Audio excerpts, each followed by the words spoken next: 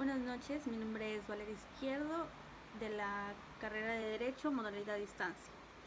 ¿Qué vamos a hablar esta noche? Esta noche vamos a hablar sobre la función legislativa y el rol de ella. ¿Qué es la función legislativa? La función legislativa cumple con la función de creación de leyes y fiscalización, incluyendo la posibilidad de plantear juicio político en contra del presidente de la República, el vicepresidente y a los ministros de Estado. En Ecuador se lo denomina como Asamblea Nacional, con su sede en Quito. Ejerce la función legislativa y es unicameral. Excepcionalmente podrá reunirse en cualquier parte del territorio nacional. Se integra por asambleístas elegidos para un periodo de 4 años, determinada por 15 asambleístas por circunscripción territorial y 2 asambleístas por cada provincia, aumentando en el número de un asambleísta por cada 200.000 habitantes por provincia o fracción de 150.000. En el artículo 167 de la Constitución de la República del Ecuador se establece: la potestad de administrar justicia emana del pueblo y se ejerce por los órganos de la función judicial y por los demás órganos y funciones establecidos en la Constitución. Además de eso, en el artículo 119 se dice que para ser asambleísta se requiere tener nacionalidad ecuatoriana, haber cumplido los 18 años de edad al momento de la inscripción de la candidatura y estar a goce de los derechos políticos.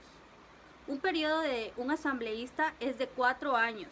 Puede ser reelegido una sola ocasión.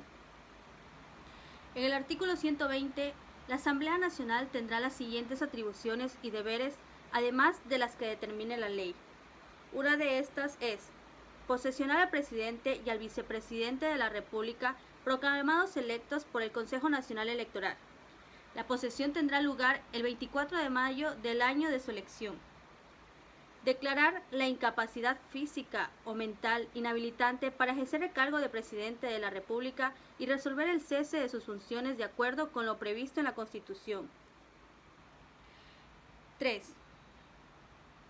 Elegir el vicepresidente en caso de su falta definitiva de una terna propuesta por el presidente de la República. 4. Conocer los informes anuales que debe presentar el presidente de la República y pronunciarse al respecto. 5. Participar en el proceso de reforma constitucional. 6. Expedir, codificar, reformar y derogar las leyes e interpretarlas con carácter generalmente obligatorio. 6. Crear, modificar o suprimir tributos mediante ley, sin menoscabo de las atribuciones conferidas a los gobiernos autónomos descentralizados. 8. Aprobar o improbar los tratados internacionales en los casos que corresponda. 9. Fiscalizar los actos de funciones ejecutiva, electoral y de transparencia y control social y los otros órganos del poder público. 10. Autorizar con la votación de las terceras partes de sus integrantes el enjuiciamiento penal del presidente o del vicepresidente de la República.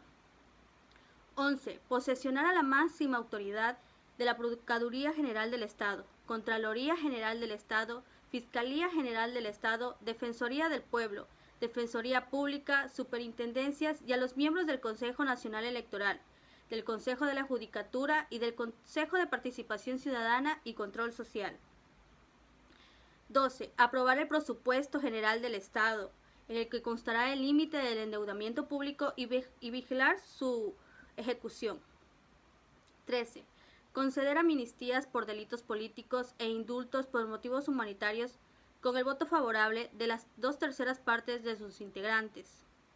No se concederán por delitos cometidos contra la administración pública ni por negocio, tortura, desaparición forzada de personas, secuestro y homicidio por razones políticas o de coincidencia. Además de eso, en el artículo 127 de la Constitución, los asambleístas y los asambleístas no podrán desempeñar ninguna otra función pública o privada, ni dedicarse a sus actividades profesionales si fueran incompatibles con su cargo, excepto la docencia universitaria, siempre que su horario lo permita. Ofrecer, tramitar, recibir o administrar recursos del presupuesto general del Estado, salvo los destinados al funcionamiento administrativo de la Asamblea Nacional. Gestionar nombramientos de cargos públicos. percibir dietas u otros ingresos de fondos públicos que no sean los correspondientes a su función de asambleístas, aceptar nombramientos, delegaciones o comisiones o representaciones remuneradas de otras funciones del Estado, integrar directorios de otros cuerpos colegiados de instituciones o empresas en las que tengan participación el Estado, celebrar contratos con entidades del sector público. Quien incumpla alguna de estas prohibiciones perderá la calidad de asambleísta, además de las responsabilidades que determine la ley.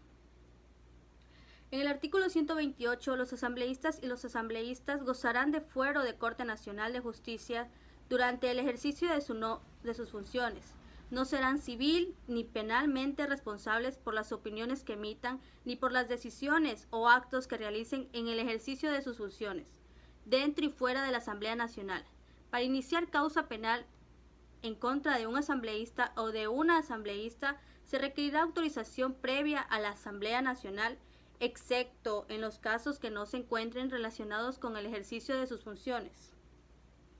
En sí, es una obligación que a partir del régimen se implanten políticas públicas orientadas a producir una cultura de tranquilidad, en las que se establezcan condiciones para construir una sociedad no violenta, sin complicaciones ni resentimientos.